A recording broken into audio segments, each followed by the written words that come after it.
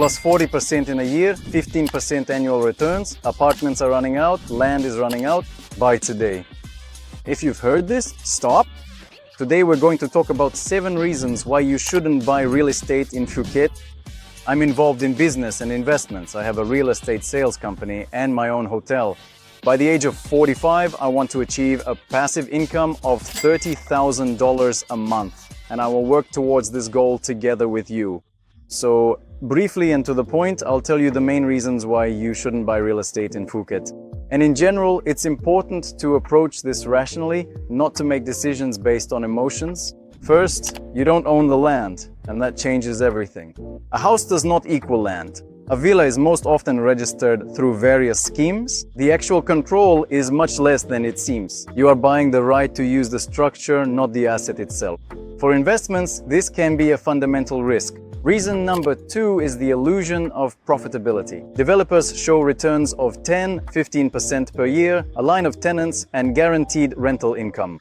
In reality, we face seasonality, vacancies, commissions, repairs, and market dumping. The net yield can differ significantly from what is stated. 3. The market is overheated with new constructions. Phuket is basically one big construction site right now with a huge number of offers. This increases competition, puts pressure on rental prices, and also makes resale more difficult. 4th, exiting an investment is harder than entering. Buying is easy, selling is not. Foreigners most often sell to other foreigners. Liquidity depends on the type of infrastructure and location, and exiting can take months, sometimes even years. 5th, hidden expenses eat up your profits. The buyer usually only looks at the price, but there are also factors like maintenance fees, sinking fund, insurance, taxes, commissions, and repairs after tenants.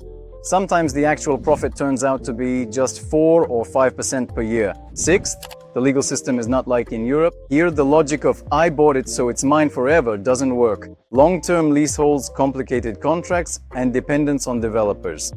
Without a competent lawyer, the risk is high. The management company is not always on the owner's side. Everything looks perfect in the presentation. They show you that management costs are split 30–70, 40–60, or 80–20. However, it often happens that when choosing those very famous brand names that we all rush to, we fall into the trap of unforeseen and hidden expenses that are not fully disclosed to us in advance. I have a friend who bought this apartment on his own. He completely ignored my advice and chose a fairly well-known hotel brand, thinking that they would have consistently high occupancy rates.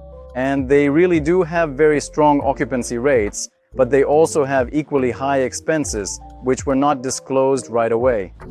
His initial 70–30 split turned, pay close attention, into a 40–60 arrangement. 40 for him, the buyer, and 60% in favor of the management company. Just imagine. So everything depends on the operator. The next point is buying based on emotions. You come here and Phuket sells itself. People come straight from the beach to the developer, sign the papers, and only later start to figure out what exactly they have bought. Reality doesn't match expectations, and that's completely normal because people haven't done any analysis. The next point is the climate.